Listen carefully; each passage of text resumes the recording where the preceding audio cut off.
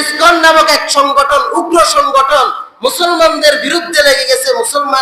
মুসলমান মেয়েদেরকে তারা প্রেমের ফাঁদে ফেলে, মুসলমান মেয়েদেরকে ব্ল্যাকমেল করে, মুসলমান মেয়েদেরকে অপহরণ করে নিয়ে তারা মুসলমান মেয়েদেরকে নিয়ে ভারতের মধ্যে পাচার করতেছে, মুসলমানদের মেয়েদেরকে ধর্ষণ করে তাদেরকে ছেড়ে দিতেছে।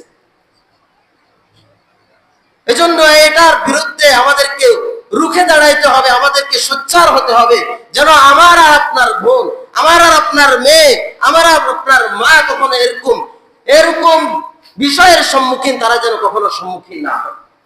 আমাকে আপনাকে সোচ্চার থাকতে হবে, আমার আপনার মেয়ের ব্যাপারেও আমাদেরকে সজাগ থাকতে হবে, তাদেরকে গার্ড দিতে হবে। শুধু আমার মেয়েকে আমি লালন পালন করতেছি, তাকে ভরণ পোষণ দিতেছি, এতটুকু, তার পরিপূর্ণ খোঁজখবর আমাকে রাখতে হবে, সে কি করতেছে না করতেছে।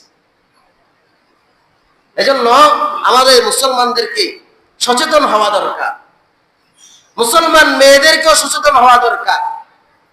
বেপরদায় আমরা যদি আমরা খোলামেলা ভাবে মানুষের সামনে প্রকাশ করি, তাহলে তো আমাদের প্রতি তাদের আকর্ষণ হবে, তারা আমাদের প্রতি আকৃষ্ট হবে।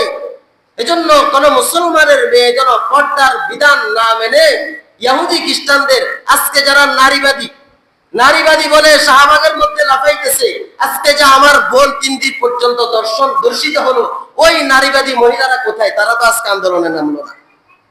তারা তো আজকে আমার বোনের জন্য, তাদেরও তো বোন, তাদের বোন যখন নির্যাতিত হয়, তাদের বোনকে যখন অপহরণ করা হলো, তারা তো আজকে শাহবাগের মধ্যে আসলো না।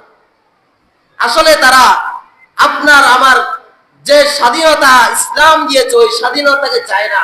তারা চায় আমেরিকা পশ্চিমাদের মতো স্বাধীনতা তারা চায়, খোলামেলা ভাবে চলবে, উলঙ্গ অবস্থায় চলবে, আর তারা প্রকাশ্যে মানুষের সামনে জেনা করবে।